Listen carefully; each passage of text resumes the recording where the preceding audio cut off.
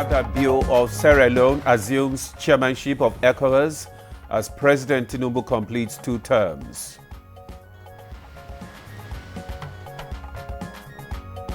I remain confident that with the continued cooperation of all its members, ECOWAS will scale over greater heights.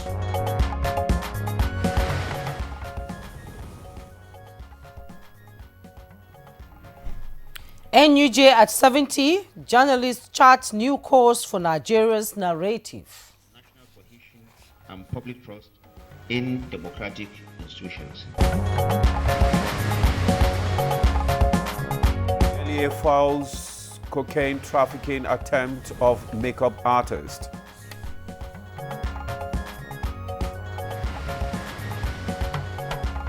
And on Good Morning Nigeria today, we shall focus on second Nigeria-Brazil strategic dialogue mechanism, plus 67th ECOWAS summit.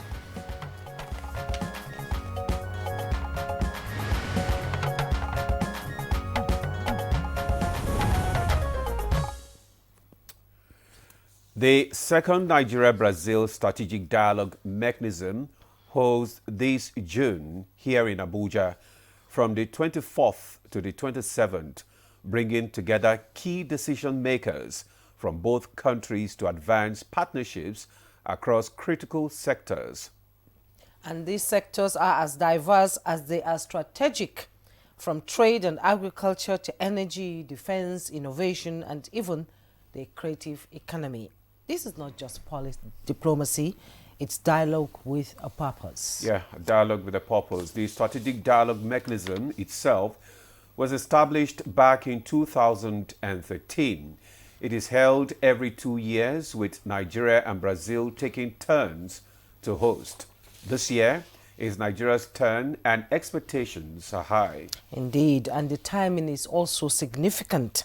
This edition falls right in line with President Bola Tinubu's renewed hope agenda, which prioritizes economic revival, global partnership, and a stronger international presence for Nigeria.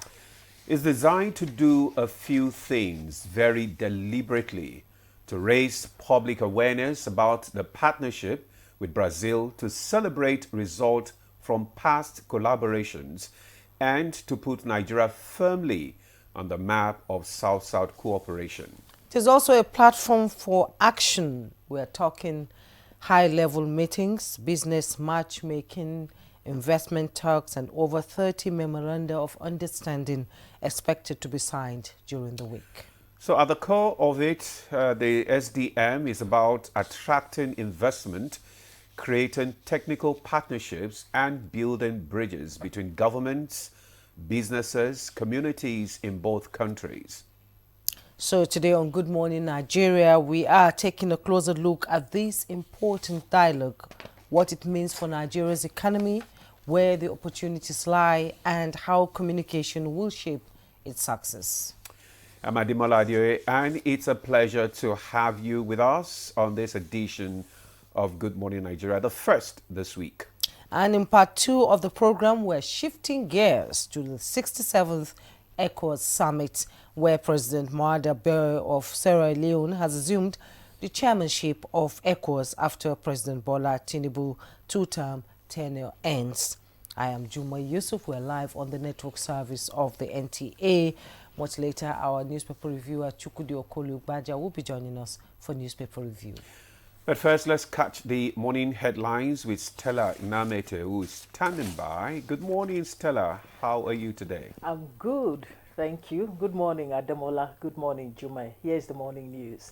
President Julius Maada Bio of Sierra Leone is the new chairman of the ECOWAS Authority of Heads of State and Government, taking over from President Bola Tinubu, who held the position for 2 terms. The handing over was at the 67th Ordinary Session of the Authority in Abuja.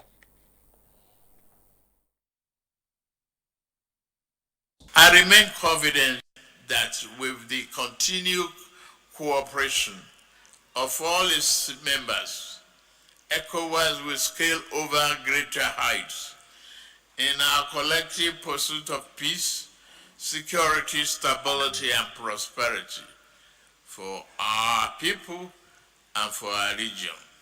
ECOWAS must reform itself and become more transparent, efficient, and responsive to its people's needs. President Bola Tinubu has expressed anguish over the suicide bombing in Konduga, Borno State at the weekend. The president, in a statement, mourned those who lost their lives, describing the attack as cowardly. He urged security agencies to double their efforts in routing remnants of the Boko Haram insurgents who resort to attacks on soft targets as a diversionary tactic. President Tinubu condoled with the government and people of Borno State over the incident and directed the National Emergency Management Agency to support survivors. Meanwhile, the president also sympathized with the families of those killed or injured by an explosion on Saturday morning in Kano. The explosion at the scrap metal factory affected 15 people, with 5 of them losing their lives. A recent comment made by Sule Lamido, former governor of Jigawa State, in which he accused President Bola Tinubu of supporting the annulment of the June 12, 1993 presidential election, has been debunked by the presidency. Sule Lamido's claims that Tinubu's mother, late Abibatu Mogaji, mobilized market women to back the annulment were allegations described as false, but rather Lamido, as secretary of the Social Democratic Party, the party whose candidate MKO Abiola won the June 12 election, was among those who failed to oppose the military's injustice, while Senator Bola Tinubu stood firm even before late General Abacha dissolved the political parties and all democratic institutions, including the National Assembly on November 17, 1993, following his coup. Bayo Onanuga, special advisor to the president, Information and Strategy, in a press release says President Bola Tinubu and other Democrats played a crucial role by opposing the June 12, 1993 election and advised Lamido to check his facts before going to the press. President Tinubu, he says, was and remains a steadfast advocate for democracy. The National Assembly has assured Nigerians and the international community of an inclusive and far-reaching constitution alteration process that will address citizens' aspirations and deepen democracy in Nigeria. Deputy Speaker, House of Representatives Benjamin Kalu stated this at a dialogue with the diplomatic community at the National Assembly. Kalu, who chairs the House Committee on Constitution Review, also sought interparliamentary cooperation and technical expertise from the international community to enrich Nigeria's constitution reforms. To engage with us, share your experiences, and join us on this journey of constitutional renewal. Together we can craft a constitutional framework that not only addresses Nigeria's current challenges, but also anticipates future needs and aspirations. After 7 decades of profound contributions to national development, journalists in the country now have a renewed task of promoting Nigeria's narrative first in the face of modern realities. This was central at the celebration of journalistic excellence, book presentation, and the future of the media at Nigeria Union of Journalists at 70. The media not only honors the sacrifices that battered our democracy, but also helps to promote national cohesion and public trust in democratic institutions. A 43-year-old female makeup artist was arrested by the National Drug Law Enforcement Agency at the Murtala Muhammed International Airport in Ikeja, Lagos. The suspect, who claimed to be traveling to India for a fibroid surgery, had cocaine factory-fitted in her bag. Additional NDLEA operatives intercepted 1 million pills of opioids in Bauchi while raiding provision stores in Edo. And those are the highlights of the news at this time. Good Morning Nigeria continues shortly with Ademola and Jume after this commercial break. Don't go away. Have you heard the news? The federal government of Nigeria, through its direct benefit transfer program, has started the disbursement of 75,000 naira per household in 3 installments of 25,000, 25,000, 25,000 naira. Each recipient must have a validated national identification number, NIN, to receive the payment on behalf of their household members. To benefit, your household must be in the National Social Register of Poor and Vulnerable Households in Nigeria. The federal government's direct benefit transfer program is helping to reduce the effect of suffering while promoting financial and economic inclusion for the poor and vulnerable population in Nigeria.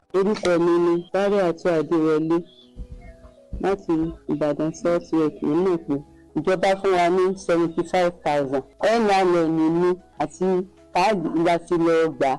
Nígbà tí mo sì gbà, mo fi ṣe nǹkan tó dáa, mo ra oògùn nínú rẹ̀. Mo ra oúnjẹ tí màá jẹ nínú rẹ̀. Mo sì wọkọ̀ mi náà ń bẹ. A sì fi yòókù ṣe ọrọ̀ ajé pé ká tó máa rí dé bá. A dúpẹ́ lọ́wọ́ ìjọba wa òkè. This message is brought to you by the Federal Ministry of Information and National Orientation, Federal Ministry of Humanitarian Affairs and Poverty Reduction, in collaboration with the National Social Investment Programs Agency, National Social Safety Net's Coordinating Office, and the National Cash Transfer Office. Confidence is important in life's little moments. Strong teeth can help, even if they get her into trouble sometimes. A great smile is useful to break the ice, and making friends is easier when you know you have fresh breath. I give my family confidence with Pepsodent Triple Protection 123. Its antibacterial action formula gives them cavity protection, white teeth, and fresh breath. The confidence of 3 toothpaste in 1. Pepsodent Triple Protection 123. A new edition of TV Guide is out, featuring an impeccable personality with purposeful leadership. Abba Abubakar Aliu, MD, CEO of Rural Electrification Agency, takes us through the gamut of activities and mandates of Rural Electrification Agency, as well as its achievements and dreams. I really want to see that I leave a lasting legacy that can be spoken of in a very long period of time. Welcome to a world of fun and excitement as we also present an assemblage of professionals in the media space. Some compelling NTA programs, current trends in the fashion world, ICT, sports, entertainment, and lots more. Meet Professor Charles Anosike, the Director General and Chief Executive Officer of the Nigerian Meteorological Agency, as he shares his vision in repositioning NIMET as a key player in Nigeria's climate strategy. Get a copy at the vendor near you or any NTA station nationwide. TV Guide, your indispensable companion.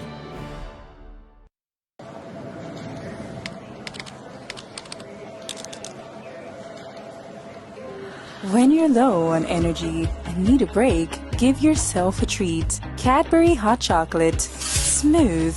Crafted from cocoa, milk, and sugar. Creamy. Chocolatey. Frothy goodness. Rich taste. So satisfying.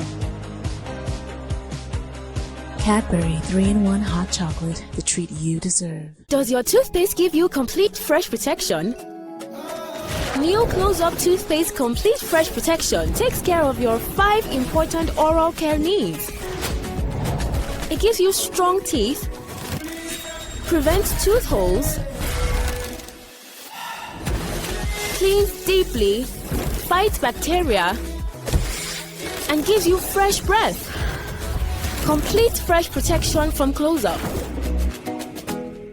The Nigerian national flag represents our country's history, culture, and identity. It was designed in 1959. The colors are Emerald Green 2.0, which represents agriculture, and Immaculate White represents unity and peace. Know how to handle our flag.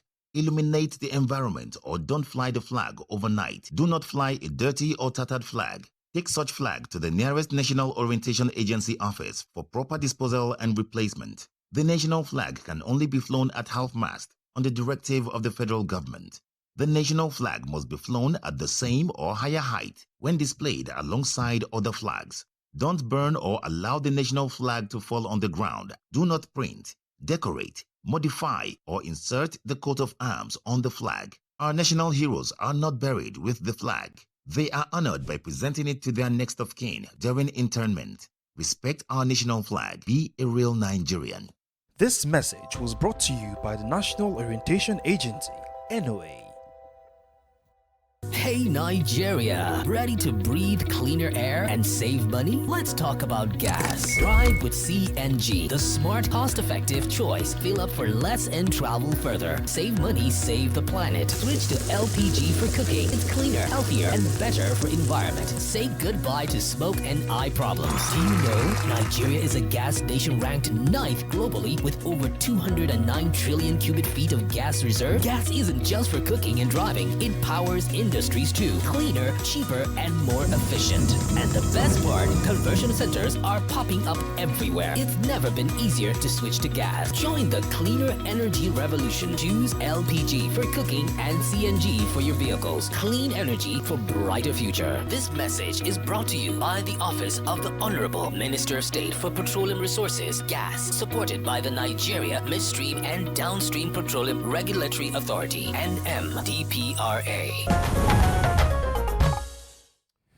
Thanks for staying with us. You're still on to Good Morning Nigeria on the network service of the NTA. Up next on the program is Newspaper Review.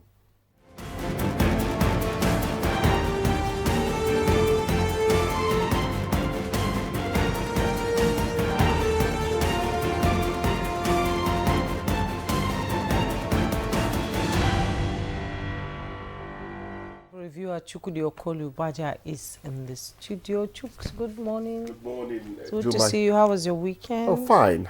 Rather cold weekend. The cold extends into Monday, but no one is complaining really. When you say cold, I wonder. Which cold? That means that human constitution varies from person to Yes, person. yes. Have you forgotten that she's a woman? Oh, that's biological, isn't it? I didn't do so well in biology. So okay, let's go to the paper. Maybe I'll do better there. Let's go to the papers, Chukudi. And just below the masthead, we have Ecuador scraps visa-free transit. The Business Nigeria. Ecuador scrap visa-free transit for Nigerians, 44 orders. You find the details on page 2. And the headlines in the Business Nigeria, 50% CRR, 35% FG asset load squeeze Nigerian banks. Find all the details in the paper. And Nigeria reclaims palm oil industry as foreign firms exit, local players rise. We find the details in the paper. And Brent crude surged to 75.59 on Middle East tension, U.S. talk draw. And let's quickly go to the Pilot newspaper. And below the masthead of the Pilot newspaper, NDLEA arrests woman on road to India for fibroid surgery with 2.20 kg cocaine. Details on page 5. Governor Sani demands justice for families of 12 Kaduna travelers killed in Plateau. You find details on page 5. Ijos reject Nigeria-Morocco pipeline deal. That's the headlines in the Pilot. Nigerian Pilot says gas pipeline project crime against Ijos of Niger Delta region. That it will enslave, kill Ijos for next millennia. That gas will power human civilization. Insist project lacks transparency, alleging that FG didn't follow Public Procurement Act. And writes President of European Union to address concerns of Ijos on the project. You find all the details on page 4. Gunmen abduct High Court judge at Bielsa's Eatery car park. Find the details on page 5. At the bottom plate of the Nigerian Pilot, Yelwata, 50 fake internally displaced persons nabbed in Benue.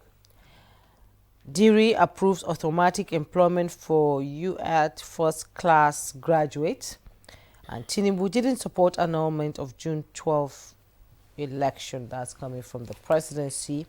SEC bars independent directors from becoming executive directors. Find the details on page 6.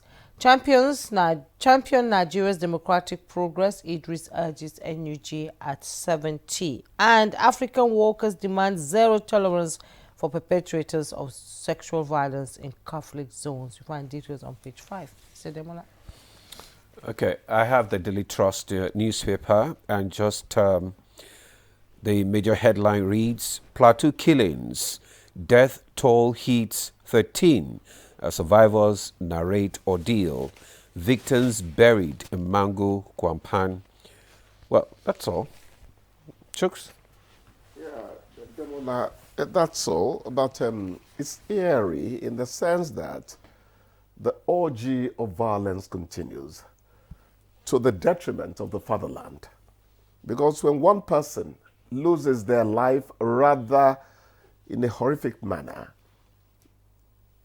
it simply makes you shudder, not just for self, but for the fact that this country is beginning to experience things that make you think that our problems could be spiritual. I mentioned this the other time. I don't want to be called Pastor Chukudi because I'm nowhere near that.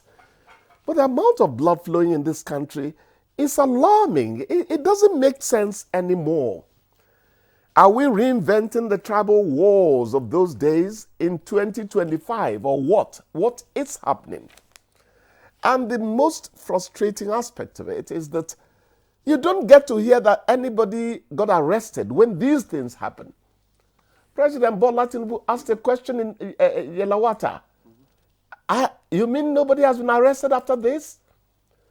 Governor Sani is talking from Kaduna. He's calling for arrest of the perpetrators. But there's something he said which should be interesting to us.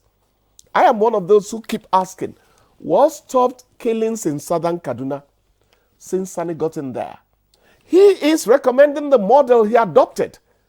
Do we need to go and study that model to find out how we can spare the lives of helpless human beings who are just engaging in normal activity?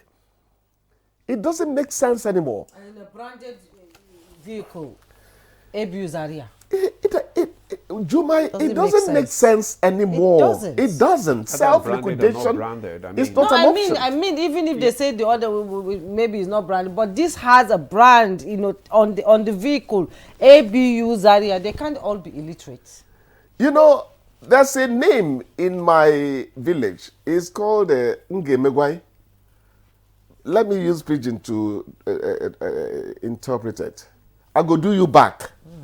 I had a teacher who was, he's dead now. We were talking one day and he said, Ngemegwai must have been named because somebody's trying to mention a particular part of their history. But that he doesn't think Ngemegwai is a good name.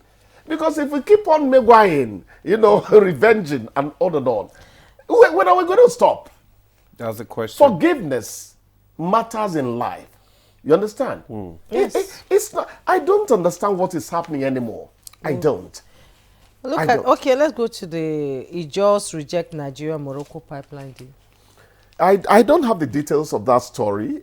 Is it that there will be exposure to environmental, hazards or what? They say it's a crime against Ijaws of Niger Delta. That will enslave, kill Ijaws for next millennia. Fine, they still have not said the reason for it. I need to go into details to know what they are talking about.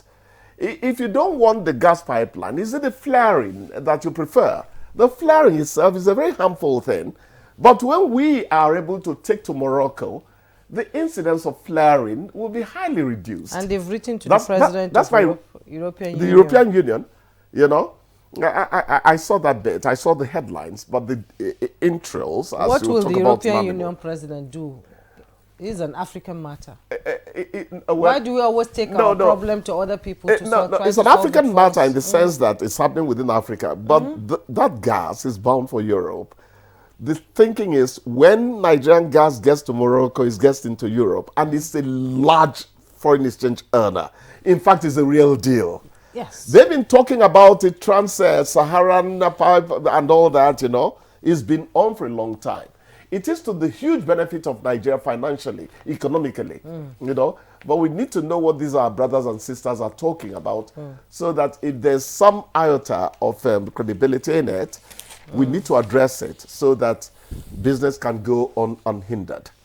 Yeah, so that business can go on unhindered. And Yes. That's it for today, Chukudi. Oh, that's why you shut me up. I will jejely walk. Even my dear Jumai has joined him. It's okay. Good morning, everyone. Well, we'll now take a break now. The conversation will kickstart after the break. Stay with us. Unit is the Naira, while the minor unit is the Kobo. They are both in notes and coins. The Naira is more than just a medium of exchange. It bears the images of our heroes. So, stop abusing the Naira. It is a criminal offense to spray the Naira at events. Stop stepping on the Naira. It's not your enemy. Do not squeeze, ruffle, or write on the Naira. Handling the Naira with dirty or oily hands can deface the Naira. Love the Naira as you love yourself. Be a real Nigerian. Do not abuse the Naira.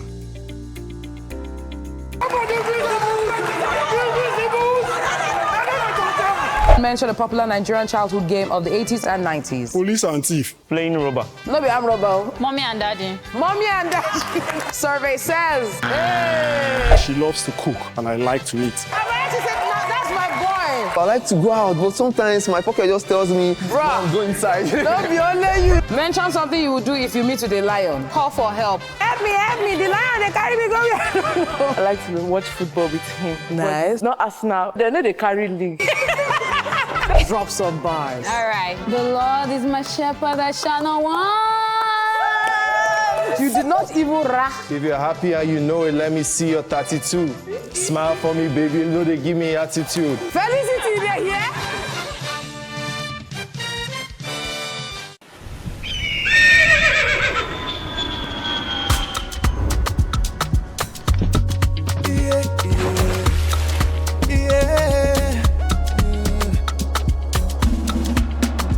From the Atlantic across the savannah to the Sahara, we rise, a land of the free, we know they tire. We dream great, our spirit is undying. Resilient, rooted like palm tree, we sway in colors, with undying demand. We make solutions, we ignite passion, yeah. Ethnicity is unique, we have more than just a nation. We are Nigeria,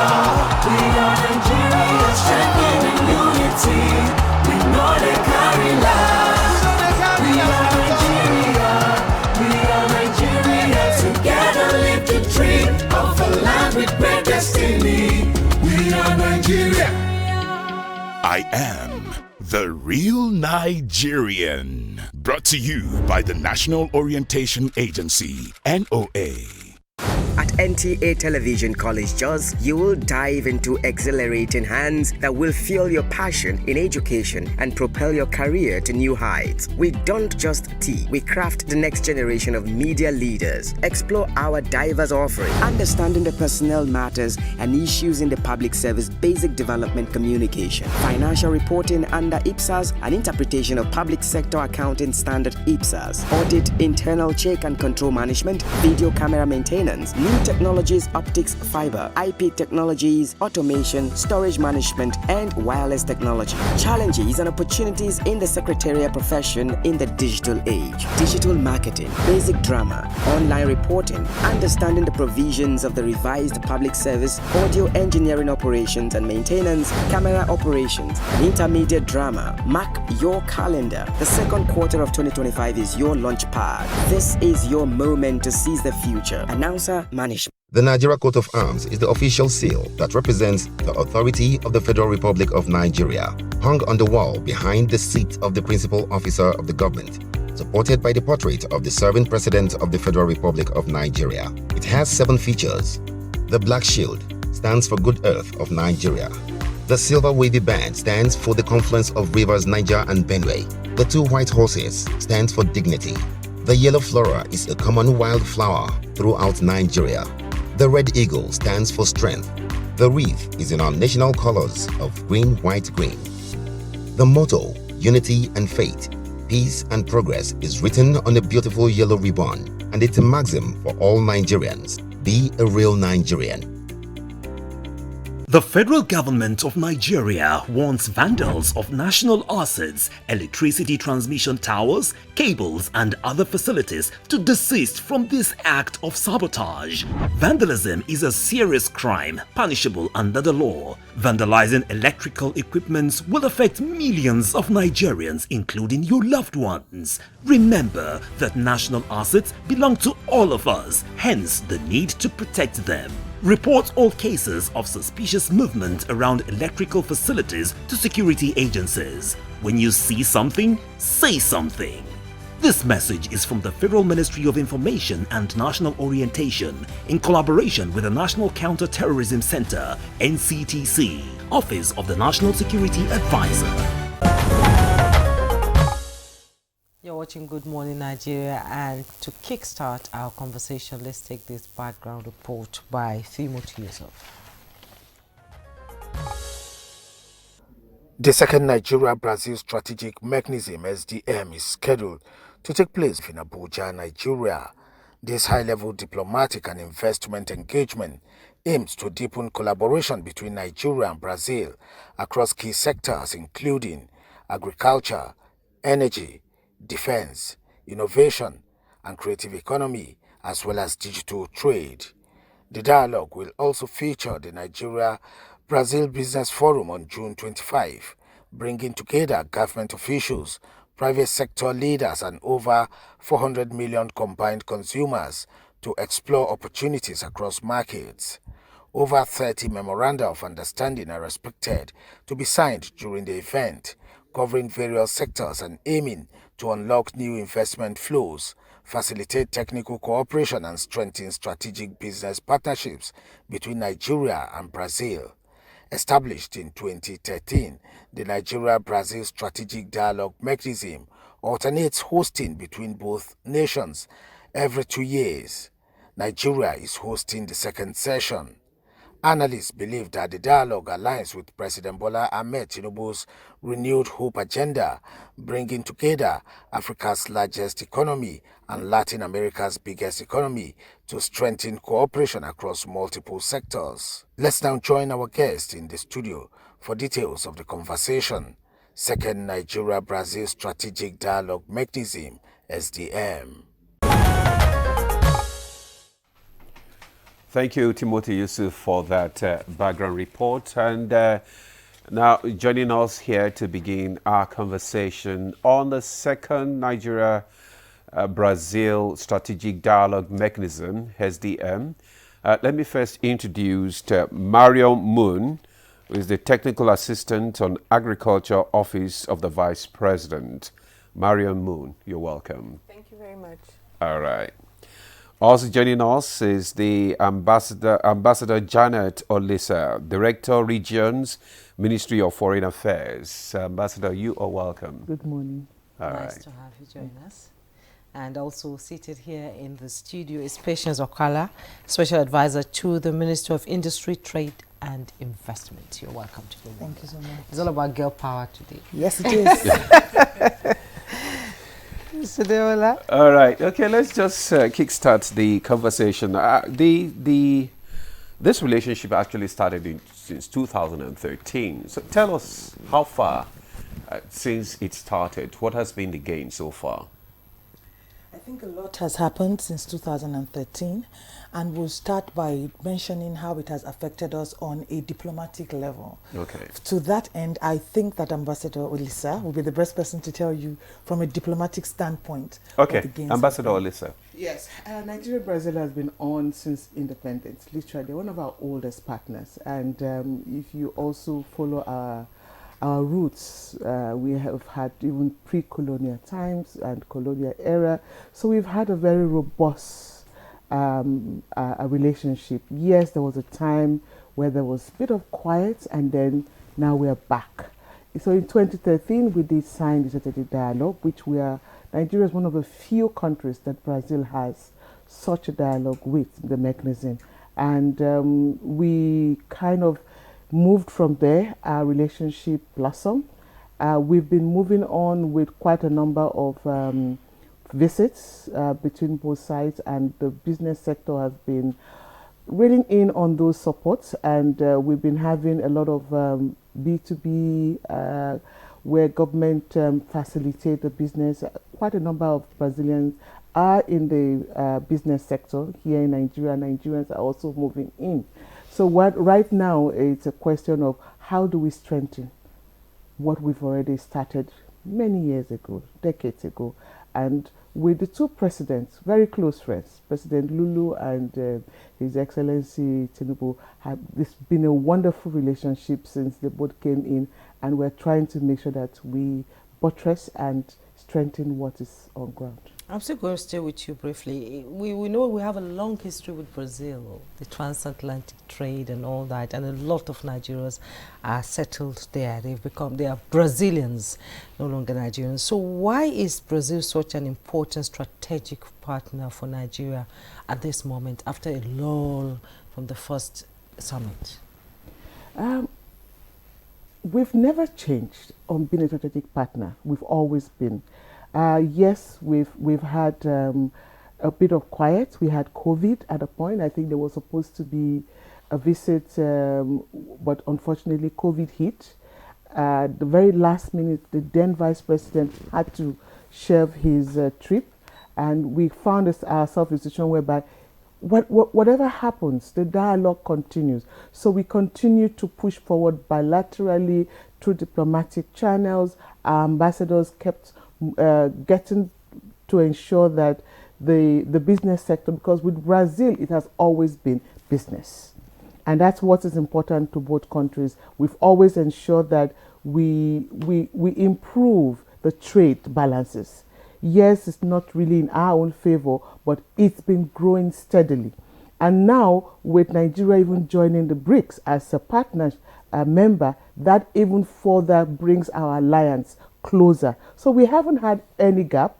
We've just not had high-level visits the way we are now having. Mr. President has visited Brazil for the G20, and every time they meet at international fora, they never cease to find that time to kind of blend. And I believe as soon as he arrived at the first G20 summit in India, the two presidents said, look, it's time for us to work. And we've literally been on the run, working to make sure that everything comes together. So we've never really had a dull moment. Okay, not a dull moment. And it's time for the two countries to work together. So let's look at how this dialogue mechanism can actually benefit the two countries. What are the potential benefits? Marion, let me just bring you into this discussion. Yes, thank you so much. So I just want to add first a little bit on what Ambassador is sharing. It's also important to note that Brazil has a lot of similarities to Nigeria, apart from our sort of historical ties.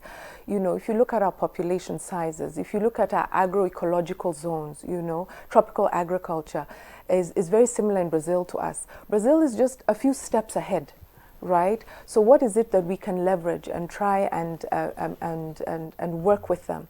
And the beauty of this similarity is also that it's not just about what can Brazil do for and with Nigeria, but what can Nigeria do for and with Brazil? Since we're so similar in so many different ways, how can we come closer together? Even if you look geographically, linking Africa and South America, what better than a hub out of Nigeria, right? Directly across the Atlantic into Sao Paulo. So those similarities, there's a lot of rich ingredients. So we're already doing something, as Ambassador said, but how can we take this to the next level? You know, some of the things we're working very closely with the ministry with, how can we begin to take all this potential to the next level for both countries? Okay. So when we talk about the SDM, it's really how do we capitalize on this potential? And I think that His Excellency the President has really made it very clear his agenda for this country, his ambitions for this country, right? How do we create those platforms? And in this dialogue, we're talking about the corridors between our two countries, whether it's from the creative sector to the diplomatic, you know, corridors, to the agricultural corridors. How do we strengthen these corridors so that we can cross, right? Brazil to come to Nigeria and Nigeria to come to Brazil.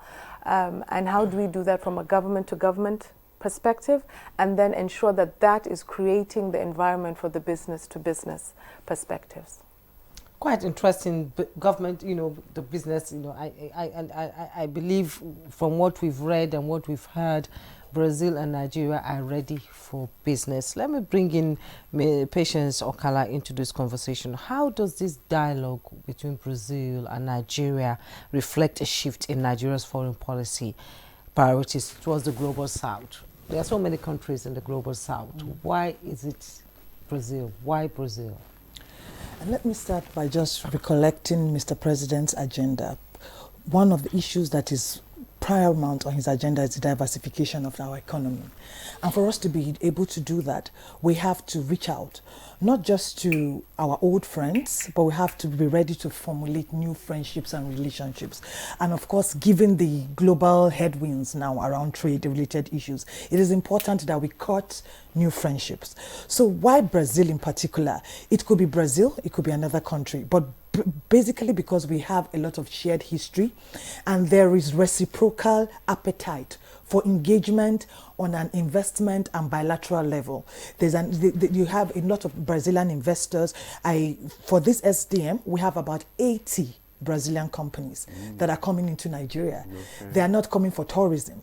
They are coming for matchmaking. They're coming to find out where their projects can meet opportunities. Okay. We also have like a commensurate number of Nigerian businesses that have been listed to engage with these Brazilians.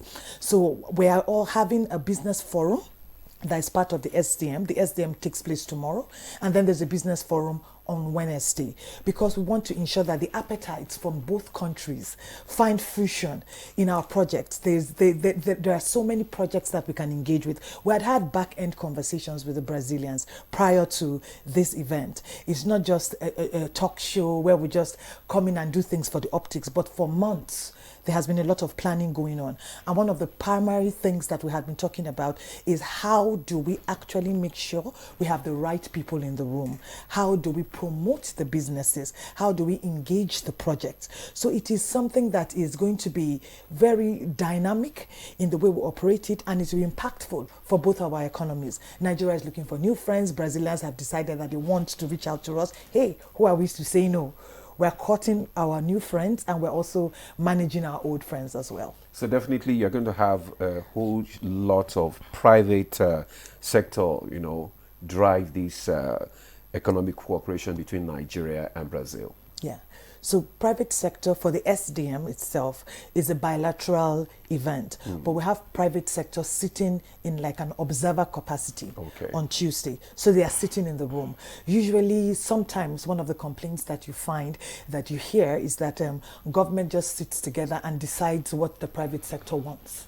Okay. So we don't want that to be the case in the SDM. So the private sector will be sitting in the room in an observer capacity, but the very next day it's for the private sector.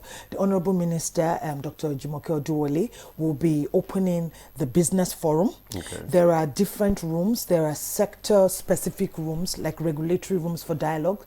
We have one on digital trade and investment, because that is one area that we have engaged with the Brazilians and found out that they have a huge appetite for. So we will have private sector, having engaged just in observer capacity on Tuesday. On Wednesday, they're in the room and they're having conversations with their counterparts. It will also provide us an opportunity for policy dialogue. I'm talking about the business forum. So it's not just investment promotion and talking about projects, but you get to also feel the pulse of the private sector and find out what their concerns are, as even in relation to the dialogue themselves. What do they consider to be priority? What should government be advancing on their behalf? So all of that will happen on Wednesday, and it will also provide an opportunity for us from the Federal Ministry of Industry, Trade and Investment to harvest some of those policy concerns and see how we can advocate and move for changes that will further strengthen our business relationship with Brazil. Reciprocal appetite. I like that. It shows that Nigerians are hungry to go out there and, make their mark on the global scene. It's quite interesting. Let's bring in Ambassador Janet into this conversation now. What specific area of cooperation do you think has the most promise for economic, stability in Nigeria? The beauty about Brazil is that it's a very diverse economy. And like Ms. Moon said, Brazil is a step ahead. And so we're talking about defense, talking about energy agriculture. And in agriculture, we're also talking about livestock. And it is not just a question of a particular sector. Brazil is vast. Brazil has shown that certain things are possible. You can turn desert into an arid land, and they've done it. It's seen, and we've visited. Every time, like last year, August, we were there for G20, and in the silence of G20, we had a trade exhibition and visit in Sao Paulo. Again, Brazil came down early part of this year. Again, scouting, checking what health sector, what are we talking about in terms of the area that they can bring in their expertise, area that they know that Nigeria already has a market for, and how do we collaborate? Let's not forget the culture and tourism. We have a BASA agreement that is almost ready for signing, and that, like Ms. Moon said, we're talking about a direct flight from here straight to Sao Paulo. It takes almost, in some cases, 48 to 72 hours to get to Brazil. Whereas if we have a direct flight, we're talking about 8-10 hours maximum. Who doesn't want to do a quick run into Sao Paulo, which is a hub like Lagos, and dash back? And from Sao Paulo, you can link. Then we get access into the Caribbean. Because if you do, I was Nigeria's High Commissioner to Jamaica, and I can tell you, I used to say we do an Israelite journey. We go, if you don't have the US or UK visa, you go to Addis to Sao Paulo to Panama City to Kingston, Jamaica. So now with this, it's a straight flight into Sao Paulo, and then you can access that part of the world and the Caribbean. So we're not just talking about just Jamaica alone. We are also opening the corridor to other parts of the world. So it is a time for us to leverage on this particular partnership, get our trade moving. And again, on the foreign arm, Nigeria had a beautiful relationship, like I said earlier. But having that beautiful relationship, having visa waivers on diplomatic and official passport, we've had that for years. But are we the ones who really drive the trade, or the private sector? So, again, we must thank the CG, who, like the SA said, we have about 80 companies, and all of them were giving gratis visas. Come in, let's talk trade. So every sector in Nigeria is putting their hands together to make this a success.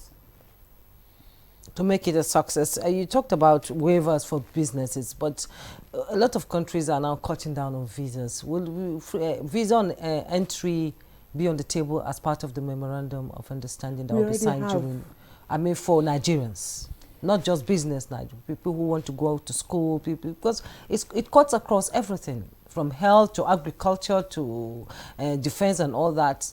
Would we have a visa on arrival?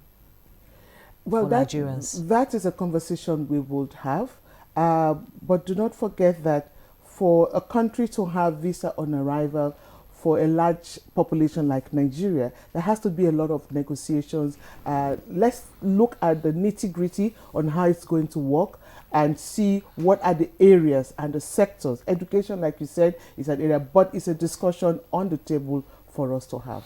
Okay, there's a discussion on the table. We do hope that it will be discussed when, yes, at the dialogue. The SDM, how does it fit into Nigeria's, Mariam, how does it fit into Nigeria's strategy for South-South cooperation, and what benefit can be expected?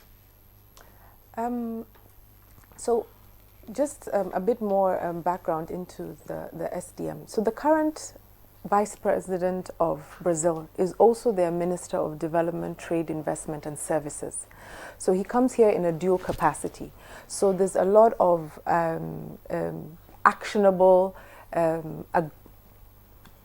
next steps that we could agree with Brazil and very quickly move ahead with this. And how do we begin to have some of those commitments that we can then follow up and really make sure that we can implement those to really open the doors.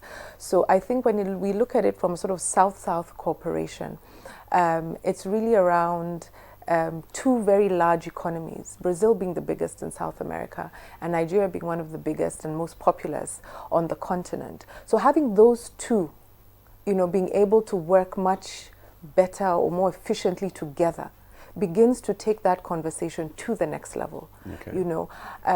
Ambassador, and I see you have talked about 30 MOUs, and just so that we're all on the same page, it's 30 MOUs in discussion, right? But right now for this week for SDM, we have 10 ready to sign.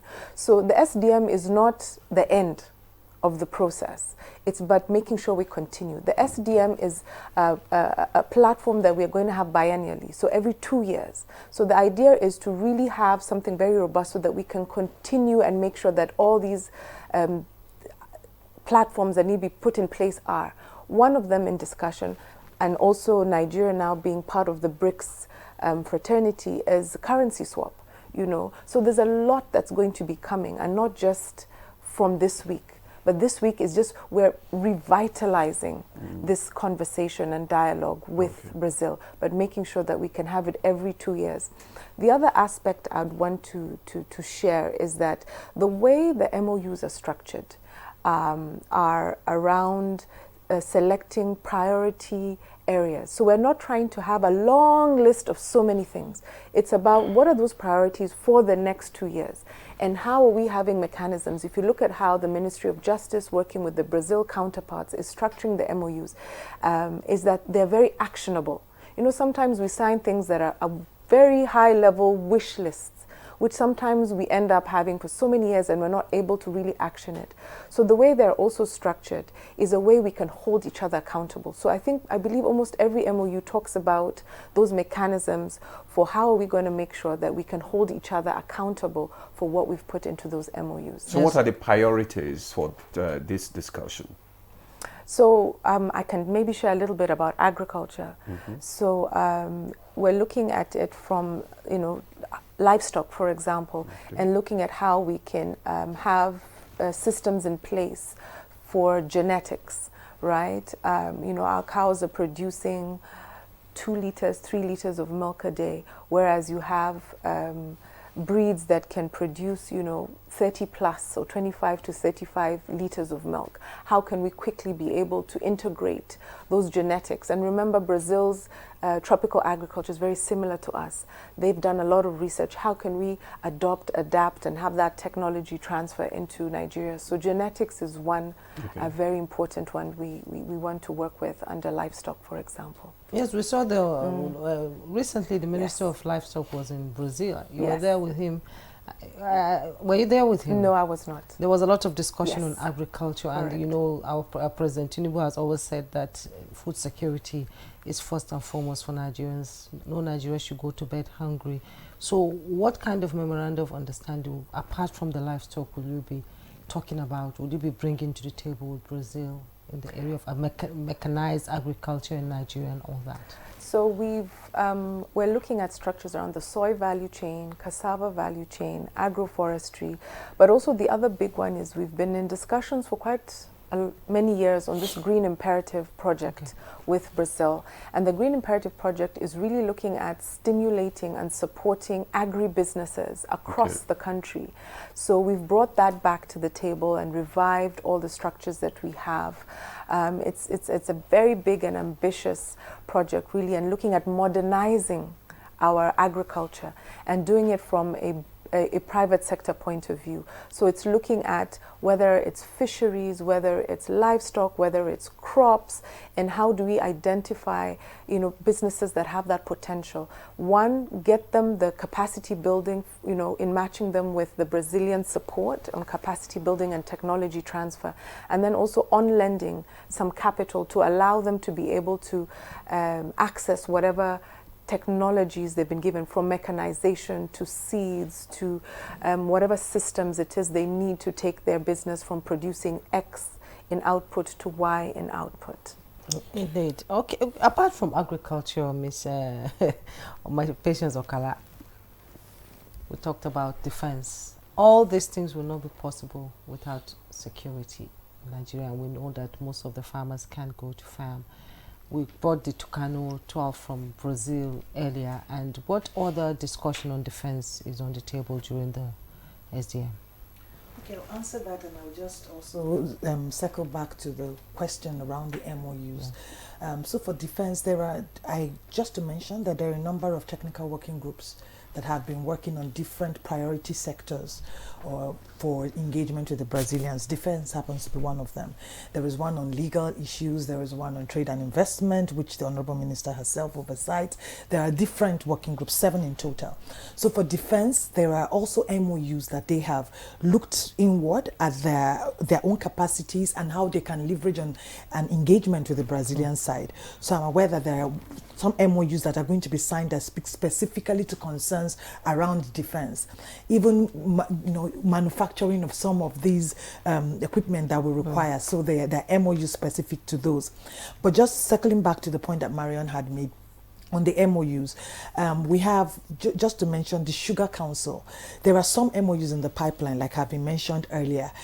From the Trade and Investment Working Group, there's one overarching MOU that is going to be signed by the Honorable Minister, Dr. Jumoke Oduwole, and the Vice President, who doubles as the Minister of Development, Industry, Trade and Services of Brazil. So there is that overarching MOU, and the MOU covers almost all the mandates of the agencies under the Ministry of Industry, Trade and Investment that have any bearing with Brazil. So I'm talking about agencies like NIPC, Nigerian Investment. So there's a standalone MOU that is still in the works, but there is under that umbrella omnibus MOU, but there will be cooperation around investment promotion, facilitation, exchange of investment information, business delegations and all of that. There is one on that.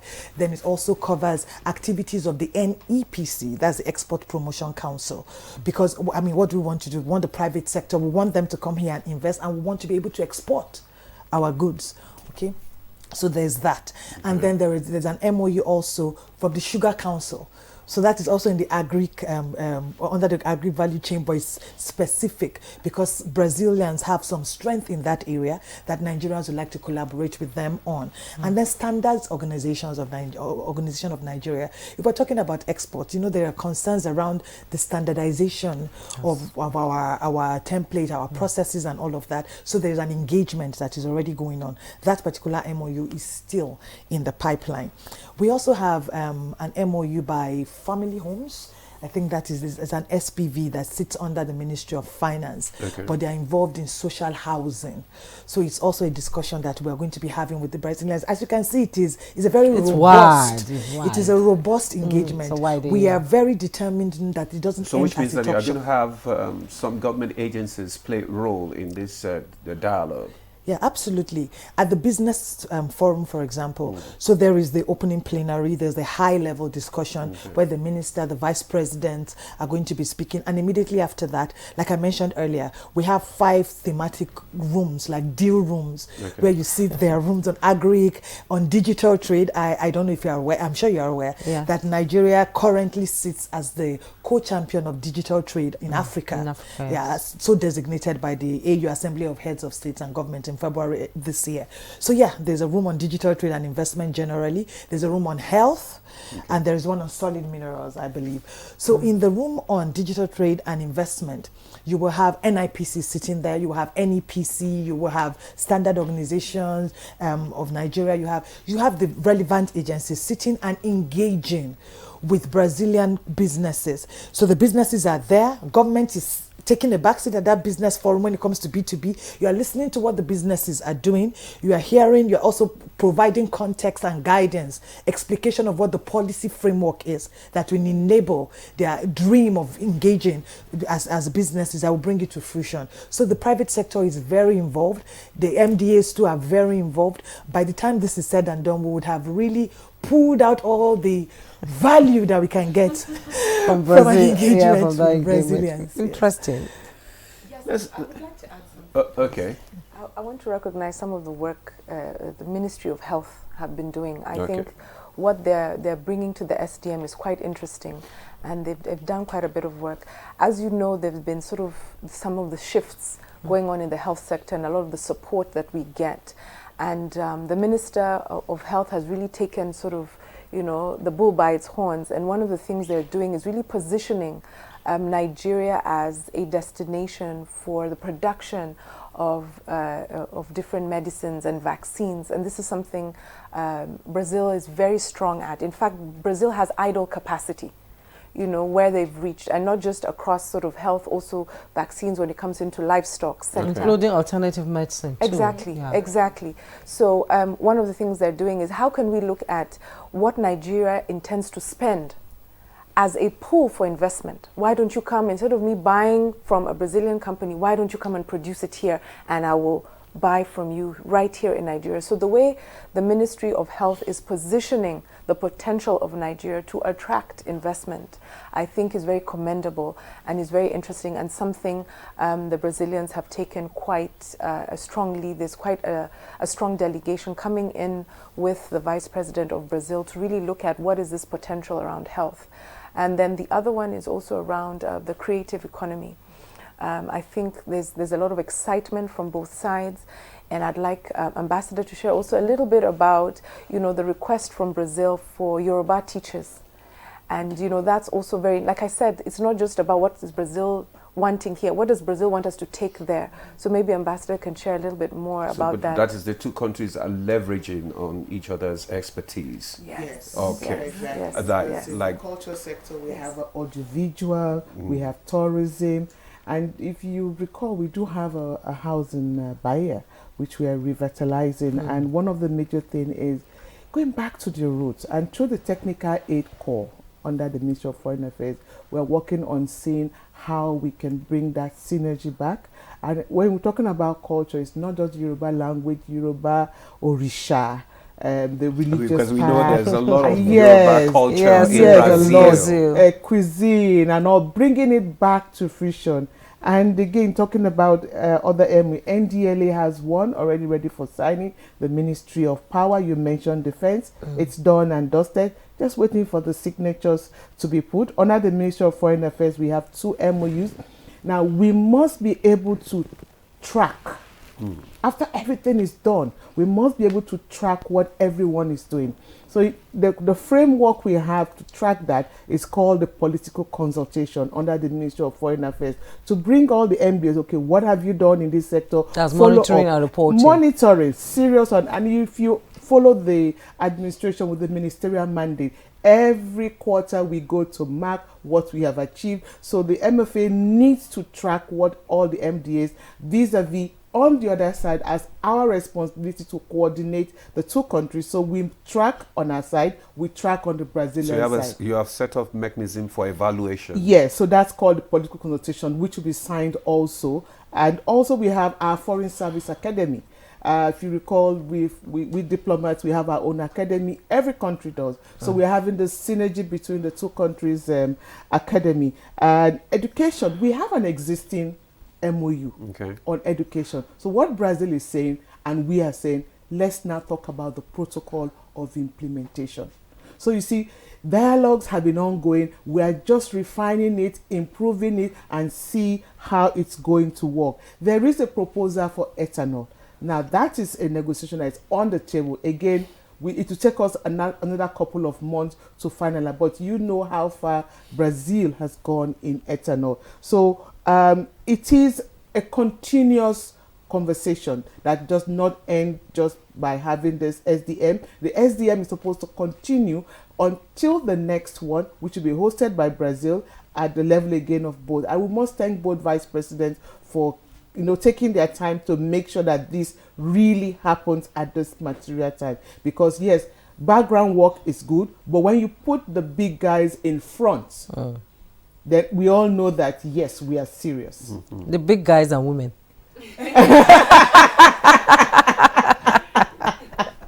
Interesting. We've talked about defense, agriculture, health, and Patience Okala. Let's talk about energy and economic investment. We know that Petrobras is beginning to show interest, to return to Nigeria and do business, into deep water oil sector. So what benefit is Nigeria going to take from that? I think that Nigeria will take a lot of benefit, which is the reason why we are happy that the person who is coming is not just the vice president of Brazil, but he is also the minister that will take those decisions because he's the minister in charge of development, industry, trade, and services. So that is one key issue that will be discussed at the level of our vice presidents and the minister herself. We are actually looking forward to having this conversation. It is not one of the MOUs or anything that is being signed because it's a very high level conversation. Hopefully by the time the the vice president gets here, conversations will take place and we'll be able to share with the Nigerian public and say this is what we have done in relation to Petrobras. We're talking about interest in clean energy.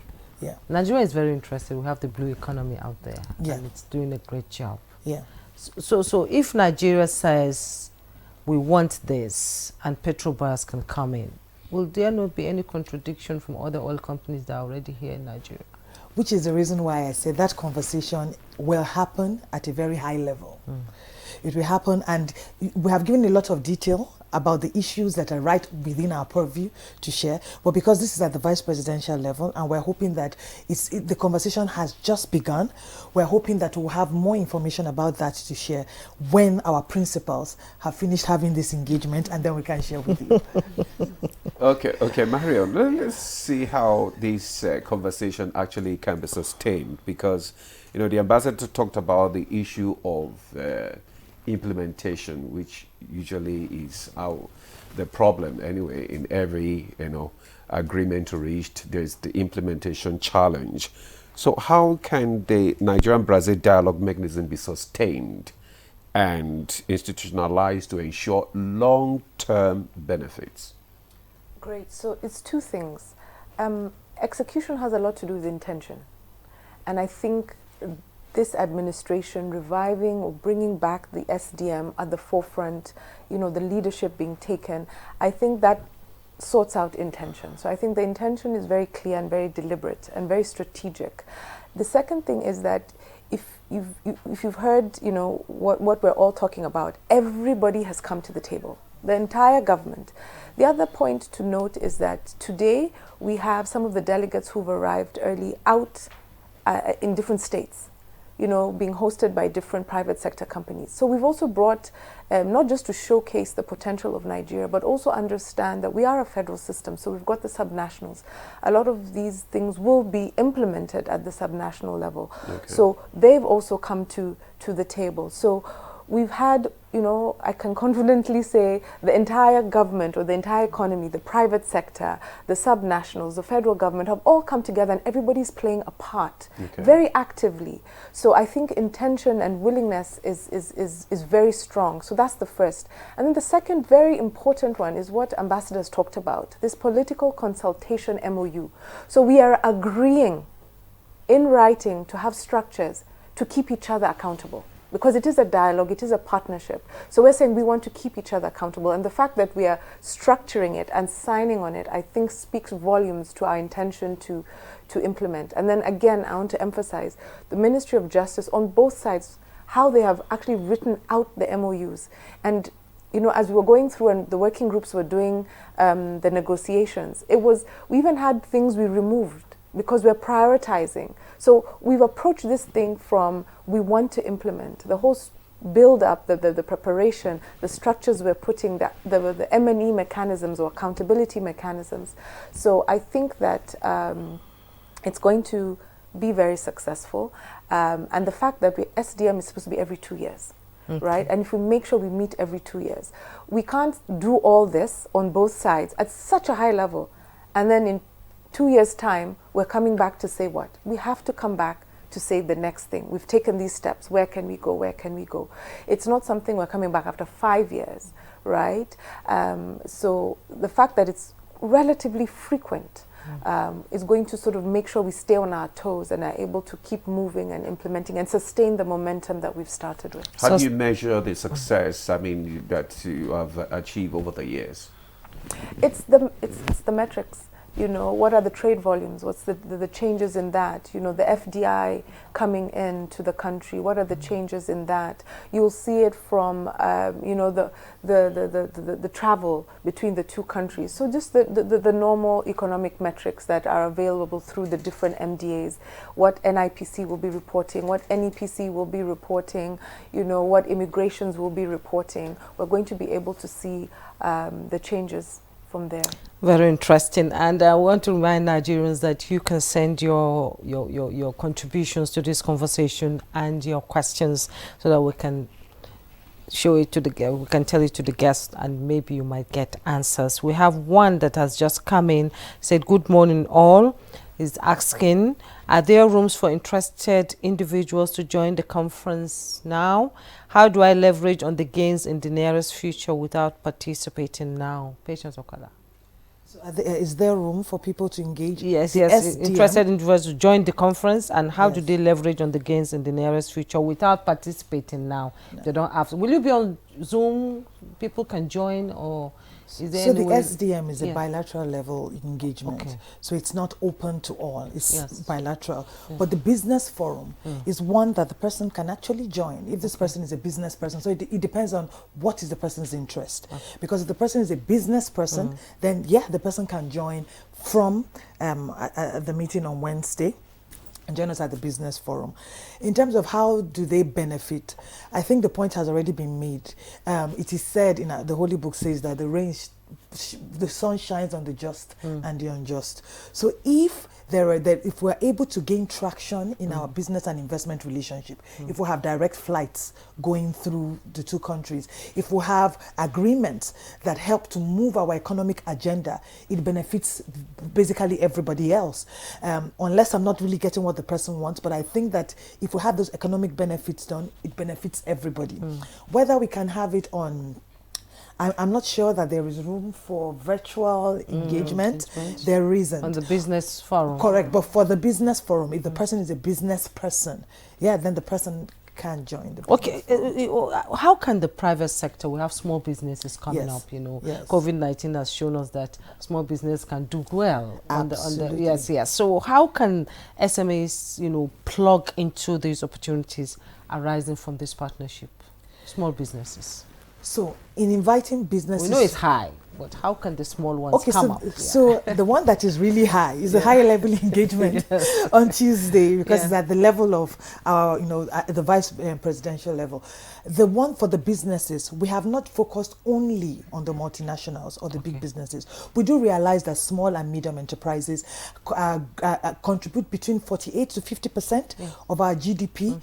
They struggle, but they are also they enable diversification of our economy. They help us with job creation and a number of those things. So we have So we have also invited a number of SMEs. So in the companies that we have spoken about, we have 80 coming from Brazil. We have a commensurate number from Nigeria. Some of those are also SMEs.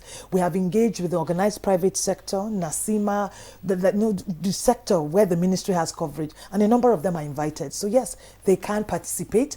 Not only that, their voices can be heard, and we can formulate relationships and matchmake them with their counterparts in the Brazilian side. Okay, thank you very much. In addition to that, for those who are not able to physically participate, my advice would be to follow us on the news and see the outcome, and also to check with SMIDA. They'll be fully involved. Okay. So at the outcome of the whole meeting, SMIDA will say, okay, this is what we've taken out of this. Please, companies who are interested, come and blah, blah, blah. And so follow up with the relevant agency. SMIDA will be there, export promotion will be there. So it's, if you cannot physically be part, because I think it's a bit late now for registration, then it's to follow up with these agencies. And also on the news as well. On the news as well. Okay, how will let's look at the positioning of Nigeria as a proactive player in international relations. How will this SDM, position Nigeria?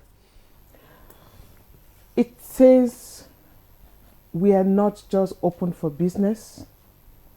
We are already running with it. We are already implementing. Do not forget, the last 2 days we've talked about the West African Economic Summit, first of its kind. and we're moving on to it means that the administration, since 2023, they came in, they are saying, this is where we want to focus on, the economy. You can't talk about security without the economy. You can't go to bed hungry and say you want to do governance. Democracy, you must have a full stomach or a half empty one, but doesn't mean that you must go to bed hungry. And he's very clear about no one going to bed hungry. And that's why in 2023, state of emergency was declared on food security, which Ms. Moon is secretary of that unit. So it's been a whole lot of one after the other policies, engagement put in place. Brazil is a big player. We have to recognize that. And we're dealing like we have always put in mind that Nigeria, yes, we are big, but we still need and we have a lot to learn. So that's what we have at the moment, and we are saying, how do we improve what we have on ground? How do we ensure that the relationship we are having is not just clicking of wines, but we're actually folding our sleeves and going into the nitty-gritty of things. So what should, yes. I just wanted to, so she made a point about Nigeria wanting to learn. I also wanted to emphasize that it is both ways.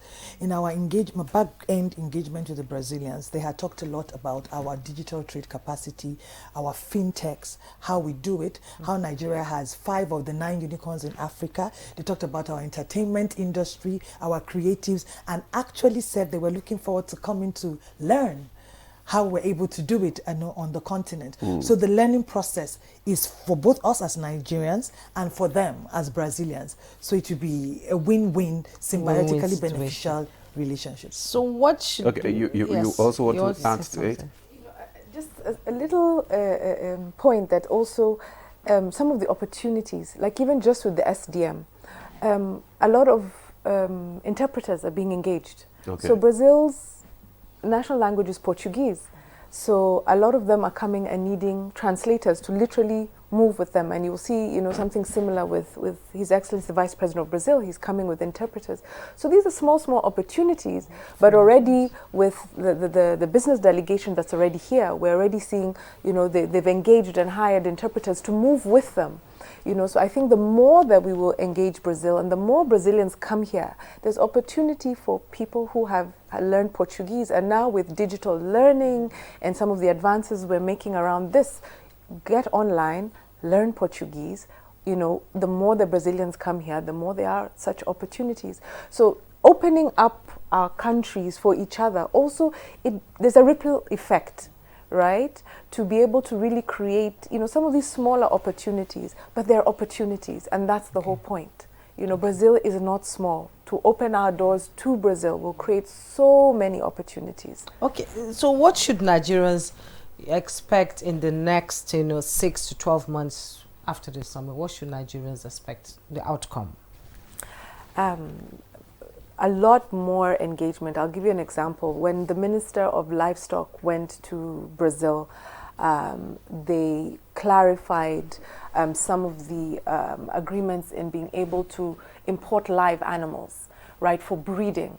So when that clarification was well understood and articulated, and the respective agencies on the Nigeria side, they were able to understand each other and facilitate this. In less than 2 weeks, 100 pregnant heifers landed in Lagos. So that is how quickly, things are moving. Once we've understood each other, those systems are in place, people are moving. Like Ambassador at the beginning of this conversation talked about, there were already things happening, but it was about how do we allow them or facilitate them to really to expedite. So I think what will happen is, as we begin to crystallize these structures, sign these MOUs, allowing some of these things to happen, I think you'll see things moving very quickly. And Nigerians are not slow. No, we're very fast. Yes. Everything but slow. Exactly. So I expect to see a lot. And the Brazilians are the same. They are not, I say that historical ties is very, very real. It is. Yes, it real. It really is. So I expect things to move very quickly once sort of the path is clear for both sides. So you're saying that the challenges of let's say, cultural and linguistic barriers has been dealt with. Is that what you're saying? Yes, and I think, you know, we look at it as a barrier, but what I'm saying is there are opportunities, right? And that's how we should approach it. If we are opening our doors to more Brazilians, then, and we don't have the same national language, then it's an opportunity to create that as a service. We're already seeing it just in the SDM, you know, just one delegation, we've had to have 3 interpreters. I forget off the top of my head the other delegations. But already, imagine that's just for a delegation who've arrived here, about 30 companies who are going out to the different states. Now imagine when, you know, you're having hundreds of businesses coming in and out every month. You know, those are huge opportunities. Huge opportunities, and we all know Nigerians love entertainment, and Yes. Brazil is one of the entertainment Yes. you know, countries in the world, and we have the Odisha Festival. You know, it's so entertaining. It's out there, and I was watching on the internet. You know, everybody. Oh, so this happens in Nigeria. It's so beautiful, and then we have the Brazilian shows and all that. So how are we coming together to, you know, portray the diverse cultural heritage that we have in Brazil and in Nigeria along the bilateral lines? Ambassador.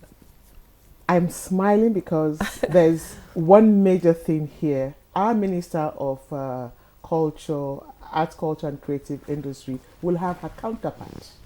So I think they're still in the show. So we have the Vice President who is also doubling with trade. We have our own trade minister. Then we have a culture on both sides meeting. And so we're going to have a whole explosion, and she's very much ready for that. There's a trip to Lagos, a field trip to Lagos to go to FIM1, the leather industry, to see what's happening in our creative industry there in Lagos. So we didn't limit everything to just Abuja. They're all moving now. So she is very much ready for to meet her counterpart. Like I said, they have 3 MOUs. I think they have the largest as I speak. And so that way she is very much ready to engage and to showcase. So the gala night on Tuesday evening is going to be a spectacular time where she's going to proudly showcase Nigerian culture to the Brazilians, and we expect that there's going to be a lot of takeaways from there. We're going to see the talking drum being used, and that for us is practical for them to come. I recall some years ago, I was a middle cadre officer serving in Spain, and we had this Futu event, which is the tourism event. And I had this, for the first time, the Osun Osogbo shrine was UNESCO heritage. So we had these posters put there, and the Brazilians will come, can I have one? And I was kind of worried, young officer, why are they coming for this poster? And I quickly asked one of them, what's so unique to you? Oh, we can't get to the shrine, but we can hang this in our room and remember that this is a destination. So now, years down the line, I'm still part of that conversation to now get the flights that will enable them to come all the way for the Osun Osogbo Festival. So we have a whole lot riding on our cultural heritage, and she's very much ready, in tune to make sure that happens. All right. We have some comments from some of our viewers here, and this one is from Hafsat Mwazu. She says, good morning, Nigeria. It's great to know a lot of innovations are coming up soon. I'm an agricultural enthusiast, precisely focused on controlled environment agriculture. How can I get in touch with this team for necessary support? Yes, and I have another question. He said, good morning, panel and panelists. It is always nice to bring happenings to the fore for information and knowledge. So one can always argue that something good is going on. NTA thanks and keep it up. Victor Obi from Owerri. Yes. Okay, so who's going to respond to the first one? I think it's to stay in touch with the pages of the Ministry of Agriculture and the agencies under their umbrella. So as you know, the different initiatives unfold, that information is available. So just follow them and keep in touch, and you know, these will all be be shared and how they then can participate? And as you know, you mentioned that there was a visit to Brazil where Brazil had all the African agricultural ministers. Yeah. So the only country who had 2 ministers was Nigeria. We had both the Minister of Agric and Food Security as well as the Minister of Livestock. And they jointly signed an MOU. So this MOU we're going to be signing tomorrow will be the second that Agric and Livestock will be signing in this short period. So I totally agree, and I said they should continue to follow up with what is happening with Agric. Quarantine services on board. There's a very huge community around the agricultural sector. So yes, just continue to follow what's on, and there's a whole lot they can benefit. Okay, what are some of the challenges facing the SDM, and how can they be addressed? I believe one of the challenge was having this meeting take place because of all that have been happening, and so that has been resolved. We're now having, yes, we've been having backdoor channels and all that, but having the two big guns on the table, the two vice presidents representing their principals, their president, to say, okay, this is finally happening face to face, and I think that's better than it gives credibility to what we've been doing in the back door. So that was one, and it's been resolved. Now the second challenge is where we will get both ministers. Now I'm referring to the Brazilian vice president now as minister, and our own minister of industry and investment to talk about the trade barriers. And that MOU is critical for us to start looking at what are the issues and start mitigating them one by one and eliminating or reducing. And like she said, that conversation is on the table. I think when it comes to movement, like we said, the BASA agreement is on the table. Again, challenge resolved. So the backdoor event have resolved a lot of challenges on the table. So we really do not have anyone that is kind of popping out too much as it is, but they're already on the negotiating table. Oh, yes, Ed. So another challenge that you had alluded to earlier in the conversation was implementation, right? So you signed this document, the SDM, it didn't seem to be implemented for a number of years, of course, partly to COVID, even though back-end discussion was going on. But how it has been resolved is the fact that, like she had mentioned, there is an MOU that talks about monitoring and evaluation. Aside that, in almost all the MOUs, there's specificity around a joint implementation team. So if you don't have a structure to bring an MOU to life, it just remains a document on the shelf. And previous MOUs perhaps did not have this thing, but now you have a multi-stakeholder implementation mechanism in every MOU. It was one of the provisions that we insisted should be across the MOUs. So there's a team that sits on a regular basis, and then they will, of course, let the Ministry of Foreign Affairs know what steps have been taken, what concerns they have on a periodic basis. So that way it also helps with implementation. So we don't just sign these fancy documents and then get almost no value from them. So what's the media campaign for the SDM, how to increase public awareness concerning this forum? I'll say the first one is what we're doing right here. Many thanks to NTA for making this possible. We have the media campaign here. We're using regular media houses. There will be campaigns on social media. I think maybe Marion will pick up. Yes. Yeah, so the campaign also. We're deploying, forgive me if I say we're using all our arsenal to ensure, because it is so important. We want people to be aware. One of the people that intervened online had mentioned that they were just hearing it for the first time, which also underscores the need for us to actually engage the media. So there's pre-media engagement, which is what we're doing now. There'll be media engagement while the events are going on. We're also partnering with the media on all of these activities, and then thereafter there'll be pre-event engagement is what I mean. Then at the event, then post-event engagement with the media. Because some had also asked, how do we get the information if we're not able to be there? So yes, there is a deliberate effort to ensure that Nigerians get to know what the deliverables are, what have we achieved, how can they leverage on it. Yeah. And underestimate the intention of having the private sector as observers tomorrow. You know, we have over 100 companies coming into that room. So it's not, we're not leaving it to the vice presidents and their ministers. We've invited, you know, the private sector as very key stakeholders who then drive the implementation of some of these MOUs. So also their outreach, you know, of what they have seen from their perspective, what they're seeing are the benefits or whatever highlights that they want to give and say, you know, think about this, you know, we heard this being discussed, but what about this issue? So we're expecting over the next 2 days, the engagement and inclusion of the private sector, you know, through a very transparent process, will also proliferate a lot of the information out there. So where is this holding? And who will be attending? Tomorrow, 24th, we're having the bilateral, the SDM, actual dialogue mechanism taking place at the level of both vice president, and that will be at the State House Conference Center.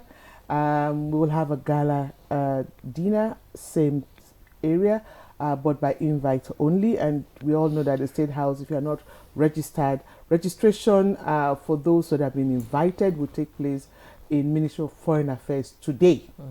And then on the 25th, which is Wednesday, where we have the business forum, will take place at our sister agency under the Ministry of Foreign Affairs, the NIA, there, so that we can really have dialogue. But I keep forgetting, there's one very important information. The Vice President's wife is coming. So of Brazil. Of Brazil.